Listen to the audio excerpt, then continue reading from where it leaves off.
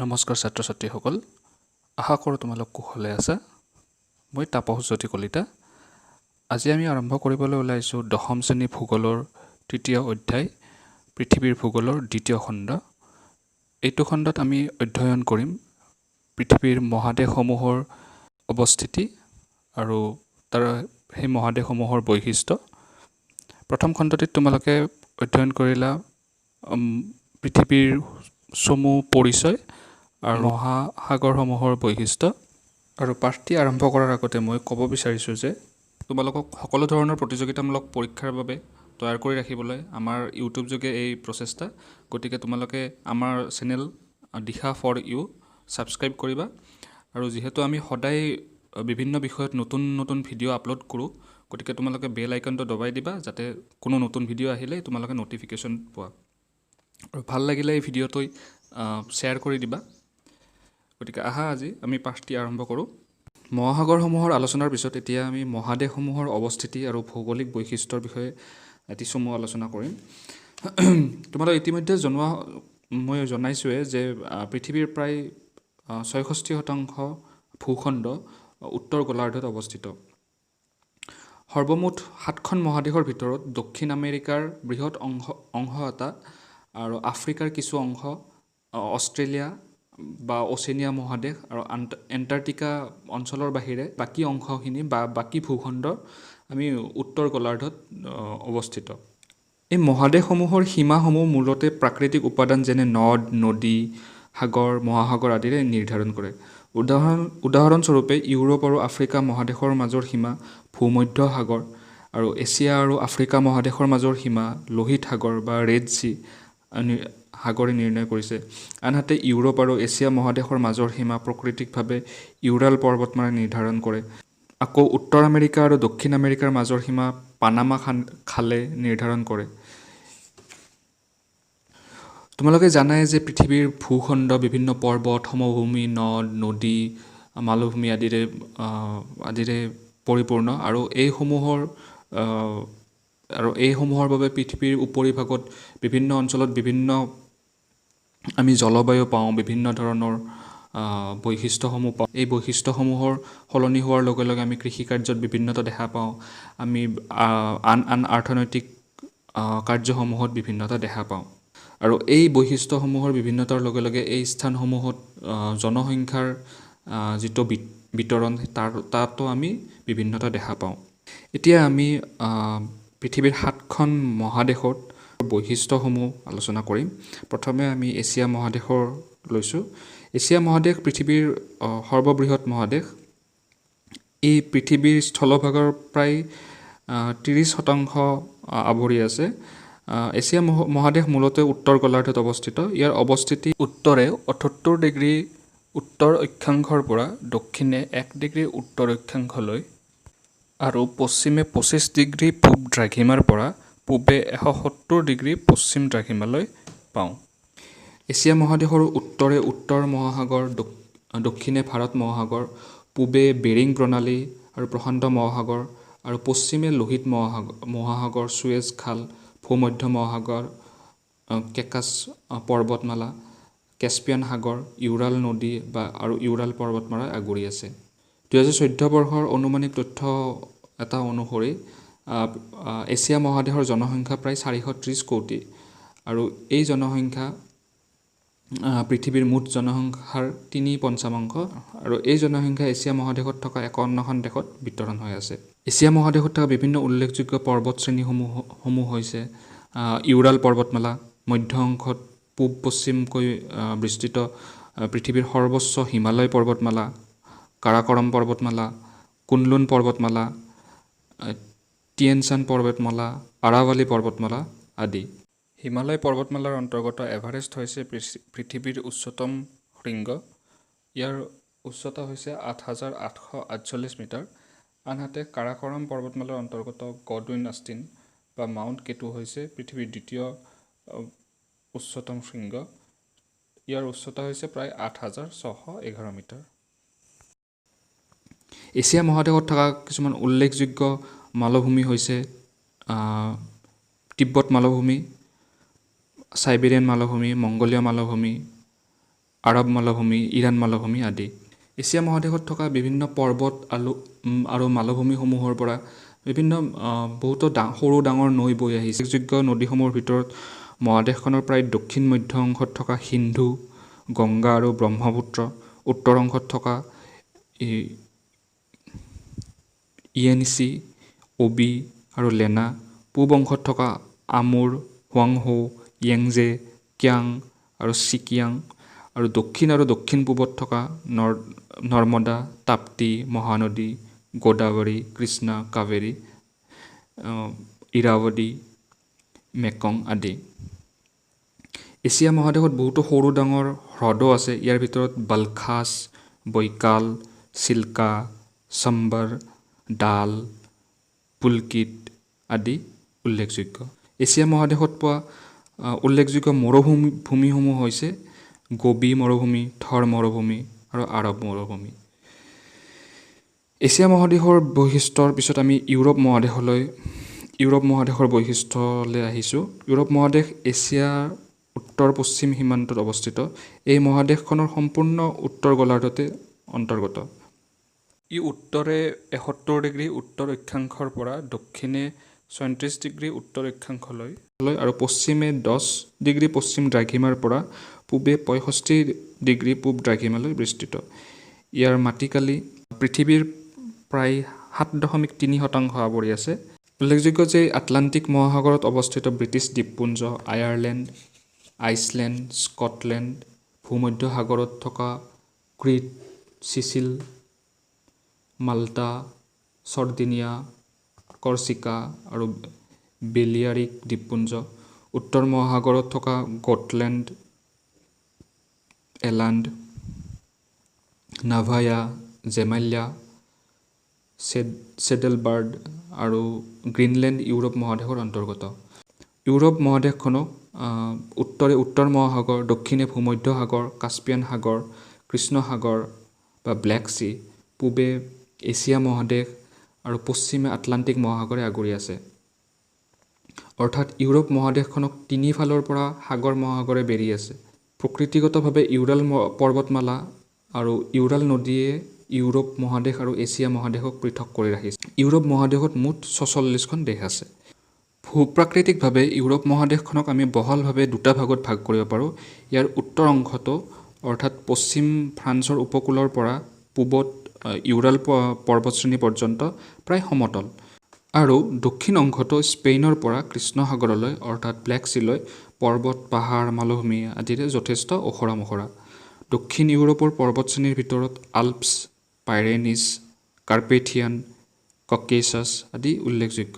ইয়াৰে ককেচাছ পৰ্বতশ্ৰেণীৰ অন্তৰ্গত mount Elbrus শৃংগ যাৰ উচ্চতা প্ৰায় ৫,৬৩৩ মিটাৰ হৈছে ইউৰোপ মহাদেশৰ উচ্চতম ঠাই। আনহাতে এল্পছ পৰ্বতমালাৰ উচ্চতম শৃংগ হৈছে মাউণ্ট ব্লেংক। ইয়াৰ উচ্চতা হৈছে প্ৰায় ৪,৮০৭ মিটাৰ। মহাদেশখনত বহুত নদ নদী, হ্ৰদ আদিৰে ভৰা। নদীসমূহৰ ভিতৰত স্পেইনৰ এলব্ৰো, ফ্ৰান্সৰ ৰোন আৰু চেইন, জাৰ্মানীৰ ৰেইন আৰু এলবে, পোলেণ্ডৰ ওডাৰ আৰু ভিষ্টুলা, অষ্ট্ৰিয়া, হাংগাৰী আৰু ৰোমানিয়াৰ দানিউব নদী, বেলাৰুছ আৰু ইউক্ৰেইনৰ নিপাৰ নদী, ইটালীৰ পো নদী, গ্ৰেট ব্ৰিটেইনৰ থেমছ নদী, ৰাছিয়াৰ ডন, ভলগা আৰু ইউৰাল নদী আদি বিশেষভাৱে উল্লেখযোগ্য। ৰাছিয়াৰ অনেগা, লেডোগা আৰু ছুইডেনৰ ভেনাৰ্ণ হ্ৰদ আদি উল্লেখযোগ্য। এতিয়া আমি আফ্ৰিকা মহাদেশলৈ আহিছোঁ। আফ্ৰিকা মহাদেশ পৃথিৱীৰ দ্বিতীয় বৃহত্তম মহাদেশ। এই মহাদেশে পৃথিৱীৰ স্থলভাগৰ মুঠ ২০% আৱৰি আছে। বিষুৱৰেখাই মহাদেশখনত দুভাগত বিভক্ত কৰিছে। আফ্ৰিকা মহাদেশ উত্তৰে ৩৭ ডিগ্ৰী উত্তৰ অক্ষাংশৰ পৰা দক্ষিণে ৩৪ ডিগ্ৰী দক্ষিণ অক্ষাংশলৈ আৰু পূবে ৫১ ডিগ্ৰী পূব দ্ৰাঘিমাৰ পৰা পশ্চিমে ১৭ ডিগ্ৰী পশ্চিম দ্ৰাঘিমালৈ বিস্তৃত। ইয়াৰে উত্তৰে ভূমধ্য সাগৰ, দক্ষিণে দক্ষিণ সাগৰ, পূবে ভাৰত সাগৰ আৰু পশ্চিমে আটলাণ্টিক মহাসাগৰ আছে। ২.৪ নিযুত বৰ্গ কিলোমিটাৰেৰে মাটিকালিৰে আলজেৰিয়া হৈছে মহাদেশখনৰ বৃহত্তম দেশ। আৰু ২০১৪ চনৰ আনুমানিক তথ্য অনুসৰি আফ্ৰিকা মহাদেশত থকা 53খন দেশত আছে প্ৰায় 11 কোটিৰ জনসংখ্যা। উপকূল অঞ্চলৰ ঠেক সমতল সমভূমিৰ বাহিৰে মহাদেশখনৰ বেছি অংশই বৃহৎ মালভূমি। আফ্ৰিকা মহাদেশৰ সুউচ্চ পৰ্বতশ্ৰেণী নাই। অৱশ্যে মহাদেশখনৰ অ'ত ত'ত সিঁচৰিত হৈ থকা সৰু সৰু উচ্চ ভূমি কিছুমান আমি দেখা পাওঁ। পূব প্ৰান্তত থকা কিলিমাঞ্জাৰো শৃংগ হৈছে মহাদেশখনৰ উচ্চতম ঠাই। ইয়াৰ উচ্চতা হৈছে প্ৰায় 5,895 মিটাৰ। আফ্ৰিকাৰ উচ্চ ভূমিসমূহৰ ভিতৰত হৈছে উত্তৰ প্ৰান্তত থকা এটলাছ, উত্তৰ পূব প্ৰান্তত থকা ইথিঅ'পিয়ান উচ্চভূমি, পশ্চিম প্ৰান্তত থকা এডামাৱা উচ্চভূমি, দক্ষিণ আফ্ৰিকাৰ ড্ৰাকেনছবাৰ্গ উচ্চভূমি আদি উল্লেখযোগ্য। মহাদেশখনত বহুতো নদ হ্ৰদৰে ভৰা। পৃথিৱীৰ বৃহত্তম নদী নীল নদীৰ উপৰিও আন প্ৰধান নৈসমূহ হৈছে কংগো বা যাক আমি জাইৰে নদী বুলিও কওঁ, নাইজাৰ নদী, জেম্বেজি নদী, অৰেঞ্জ নদী, লিম্পোপো নদী, ভল্টা নদী, চেনেগাল নদী। ইয়াত আমি বহুতো হ্ৰদো পাওঁ। সেই বহুতো উল্লেখযোগ্য হ্ৰদ কিছুমান পাওঁ। সেই হ্ৰদসমূহৰ ভিতৰত হৈছে ভিক্টৰিয়া হ্ৰদ, এলবাৰ্ট টাংগেনিকা হ্ৰদ, ছাদ হ্ৰদ, ভল্টা হ্ৰদ, ন্যাছা হ্ৰদ, কেবৰা বাচ্চা হ্ৰদ, মালাৱী হ্ৰদ, তুৰ্কানা হ্ৰদ, কিভু হ্ৰদ আদি। পৃথিৱীৰ বৃহত্তম মৰুভূমি ছাহাৰা মৰুভূমিৰো অৱস্থিতিও আমি আফ্ৰিকা মহাদেশতে পাওঁ। প্ৰতিখন মহাদেশৰে যিসমূহ উল্লেখযোগ্য নদী আছে বা পৰ্বতশৃংগ আছে বা মৰুভূমি আছে বা হ্ৰদ আছে, ইয়াৰে দুই এটা বা কেইটামান নাম তোমালোকে মনত ৰাখিবা পৰীক্ষাৰ বাবে। এতিয়া আমি আহিছোঁ উত্তৰ আমেৰিকা মহাদেশলৈ। উত্তৰ আমেৰিকা মহাদেশ হৈছে পৃথিৱীৰ তৃতীয় বৃহত্তম মহাদেশ। এই আমেৰিকা মহাদেশ উত্তৰ গোলাৰ্ধত অৱস্থিত বাবে ইয়াক উত্তৰ আমেৰিকা বোলা হয়। এই মহাদেশ উত্তৰে 83 ডিগ্ৰী উত্তৰ অক্ষাংশৰ পৰা দক্ষিণে 7 ডিগ্ৰী উত্তৰ অক্ষাংশলৈ, পূবে 50 ডিগ্ৰী পশ্চিম দ্ৰাঘিমাৰ পৰা পশ্চিমে 168 ডিগ্ৰী পশ্চিম দ্ৰাঘিমালৈ বিস্তৃত। তোমালোকে ইয়াতে এটা কথা মন কৰিবা, যদি আমি পৃথিৱীখনক পূব আৰু পশ্চিম গোলাৰ্ধত ভাগ কৰোঁ, তেতিয়া আমাৰ পশ্চিম গোলাৰ্ধত কেৱল আমি উত্তৰ আমেৰিকা আৰু দক্ষিণ আমেৰিকা মহাদেশ পাওঁ। আৰু বাকী যিমানকেইখন আমাৰ মহাদেশ বা ভূখণ্ড আছে, আমি পূব গোলাৰ্ধতে পাওঁ। ঠিক আছে, তাৰপিছত আমি আহিছোঁ উত্তৰ আমেৰিকাৰ অৱস্থিতিটোলৈ। উত্তৰ আমেৰিকাৰ উত্তৰে উত্তৰ সাগৰ আছে, দক্ষিণে দক্ষিণ আমেৰিকা, মেক্সিকো উপসাগৰ আৰু প্ৰশান্ত মহাসাগৰ, পূবে আটলাণ্টিক মহাসাগৰ, পশ্চিমে বেৰিং সাগৰ বা বেৰিং প্ৰণালী আৰু প্ৰশান্ত মহাসাগৰ। কানাডা, যুক্তৰাষ্ট্ৰ আৰু মেক্সিকোকে ধৰি মধ্য আমেৰিকাৰ গুৱাটেমালা, কষ্টাৰিকা আদি আৰু কেৰিবিয়ান দ্বীপপুঞ্জ আদিৰে প্ৰায় মুঠ 23খন দেশেৰে উত্তৰ আমেৰিকা মহাদেশৰ অন্তৰ্গত। পৃথিৱীৰ দ্বিতীয় বৃহত্তম দেশ কানাডা হ'ল উত্তৰ আমেৰিকা মহাদেশৰ বৃহত্তম দেশ। উত্তৰ আমেৰিকা মহাদেশৰ ভূ-প্ৰাকৃতিক গঠনো বৈচিত্ৰ্যময়। আমি এই মহাদেশৰ উত্তৰৰ পৰা দক্ষিণলৈ দুইটা প্ৰান্ততে, অৰ্থাৎ মহাদেশৰ পূব আৰু পশ্চিম উপকূলত আমি দুটা পৰ্বত শৃংখল পাওঁ। সাধাৰণতে আমি উত্তৰ আমেৰিকাক 4টা ভাগত ভাগ কৰিব পাৰোঁ। প্ৰথমটো হৈছে ৰকি পৰ্বতাঞ্চল, যিটো আমি মহাদেশৰ পশ্চিম উপকূল অঞ্চলত পাওঁ। দ্বিতীয়তে হৈছে বিশাল উচ্চ সমভূমি অঞ্চল, আপালেচিয়ান উচ্চভূমি অঞ্চল। আপালেচিয়ান আমি পূব দিশত পাওঁ, মহাদেশখনৰ পূব উপকূল অঞ্চলত পাওঁ। আৰু উপকূলীয় সমতল সমভূমি। মহাদেশখনৰ পশ্চিম অংশত আলাস্কাৰ পৰা মেক্সিকো পৰ্যন্ত উত্তৰ দক্ষিণকৈ থকা সুউচ্চ পৰ্বত শ্ৰেণীৰে গঠিত ৰকি পৰ্বত্য অঞ্চল আছে। এই ৰকি পৰ্বত শৃংখল যথেষ্ট ডাঙৰ পৰ্বত শৃংখল আৰু ইয়াত বিভিন্ন আন পৰ্বত শৃংখলেৰে গঠিত। এই উত্তৰ আমেৰিকাৰ উপকূলীয় অঞ্চলত কিছুমান পৰ্বত শৃংখল আছে, যিবোৰৰ নাম তোমালোকে মনত ৰখাটো ভাল। এই উপকূলীয় অঞ্চলত থকা পৰ্বত শৃংখলসমূহ হৈছে কাস্কেড পৰ্বত শৃংখল, চিয়েৰা নেভেডা পৰ্বত শৃংখল আৰু কোষ্ট ৰেঞ্জ পৰ্বত শৃংখল। আনহাতে পূব অংশত কেনেডাৰ নিউফাউণ্ডলেণ্ডৰ পৰা দক্ষিণে ফ্লৰিডা পৰ্যন্ত বিস্তৃত পৰ্বত, পাহাৰ, ঠেক উপত্যকা, ভগ্ন মালভূমি আদিৰে গঠিত ওখৰা মোখৰা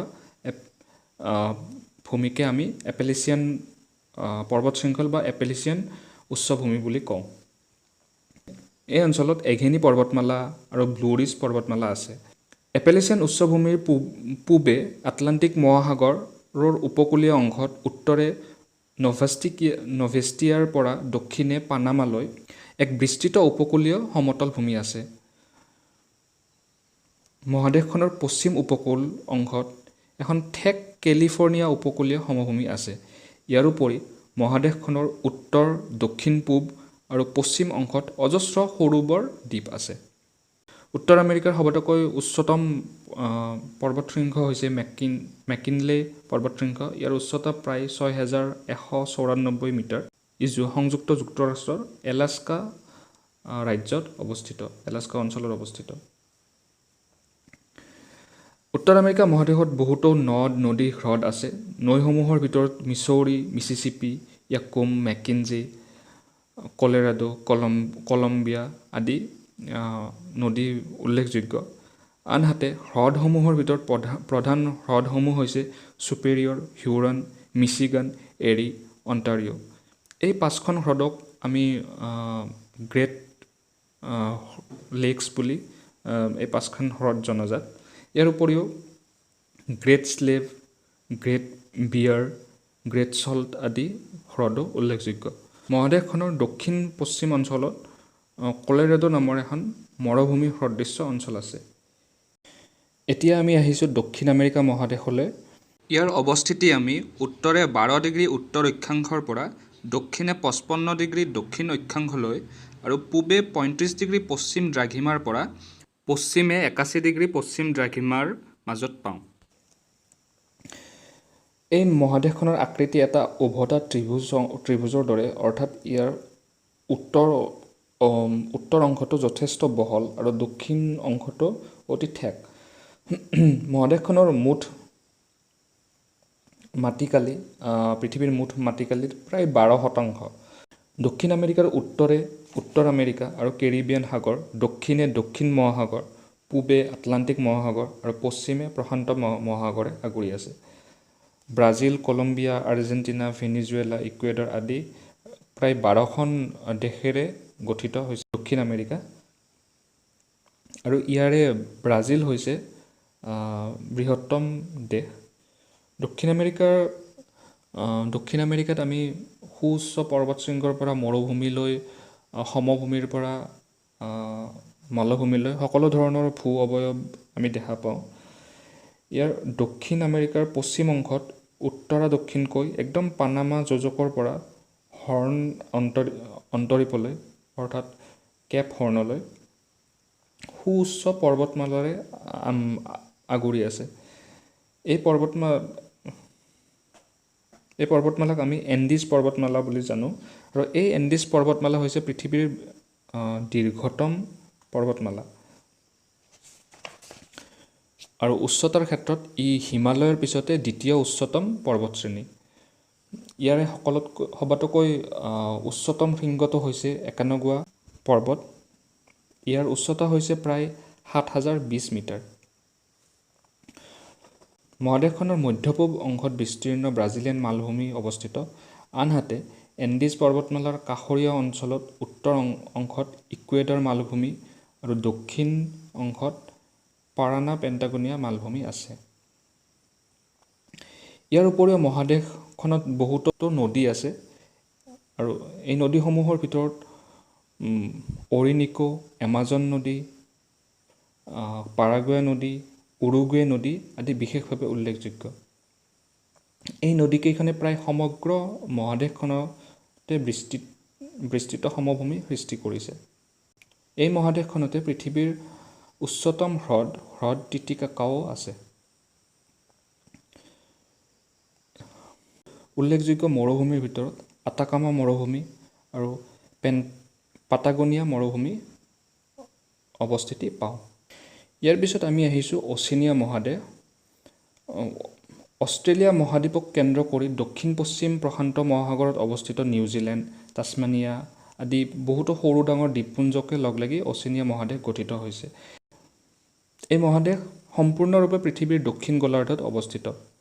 ইয়াৰ অৱস্থিতি উত্তৰে 0° নিৰক্ষীয় ৰেখাৰ পৰা দক্ষিণে প্ৰায় 48° দক্ষিণ অক্ষাংশলৈ আৰু পূবে প্ৰায় 180° দ্ৰাঘিমাংশৰ পৰা পশ্চিমে 113° পূব দ্ৰাঘিমাংশলৈ আমি পাওঁ। মহাদেশখনৰ মুঠ মাটিকালি প্ৰায় 8 নিযুত বৰ্গ কিলোমিটাৰ, অৰ্থাৎ ই পৃথিৱীৰ স্থলমণ্ডলৰ প্ৰায় 5.4% আৱৰি আছে। অষ্ট্ৰেলিয়া হৈছে এই মহাদেশখনৰ সবাতোকৈ বৃহত্তম দেশ তথা অষ্ট্ৰেলিয়া হৈছে পৃথিৱীৰ 6ষ্ঠ বৃহত্তম দেশ। অষ্ট্ৰেলিয়াৰ উপৰিও এই মহাদেশখনত নিউজিলেণ্ড আদি দেশেৰে প্ৰায় 14খন দেশ আছে। এই মহাদেশখনৰ উত্তৰে দক্ষিণ পূব এছিয়াৰ জাভা, সুমাত্ৰা আদি দ্বীপসমূহ আৰু প্ৰশান্ত মহাসাগৰ, দক্ষিণে দক্ষিণ মহাসাগৰ, পূবে প্ৰশান্ত মহাসাগৰ আৰু পশ্চিমে ভাৰত মহাসাগৰ আছে।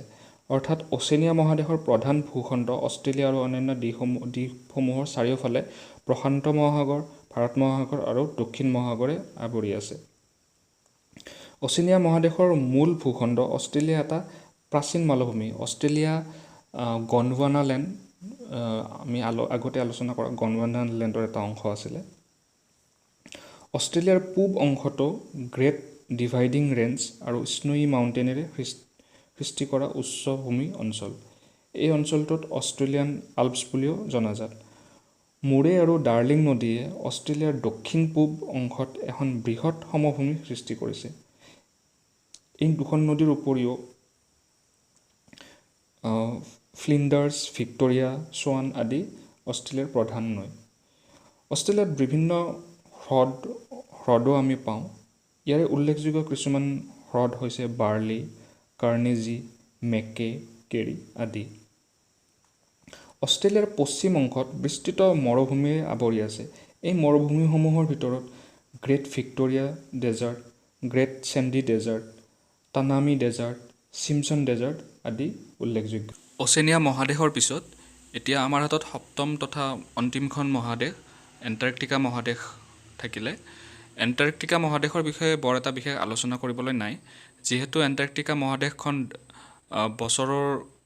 গোটেই বছৰটো ডাঠ বৰফেৰে আবৃত হৈ থাকে, গতিকে ইয়াত জনবসতি প্ৰায় শূন্যই। এই মহাদেশখন সম্পূৰ্ণৰূপে দক্ষিণ মেৰুত অৱস্থিত আৰু আমাৰ প্ৰশান্ত মহাসাগৰ, আটলাণ্টিক মহাসাগৰ আৰু ভাৰত মহাসাগৰৰ দক্ষিণ অংশই এই মহাদেশখন আৱৰি আছে। গতিকে ছাত্ৰ ছাত্ৰীসকল, আজিৰ পাঠটিত পৃথিৱী ভূগোলৰ বিষয়ে আমাৰ আলোচনা কৰিব লগা এইখিনিয়ে আছিলে। তোমালোকে ইয়াতে মহাসাগৰ আৰু মহাদেশসমূহৰ যিবোৰ বিভিন্ন খাদসমূহ আছে সেইবোৰৰ নামসমূহ দুই এটা মনত ৰাখিবা। গোটেইখন মহাসাগৰৰে বা সেই মহাসাগৰসমূহত থকা উল্লেখযোগ্য সাগৰসমূহৰ নাম মনত ৰাখিবা।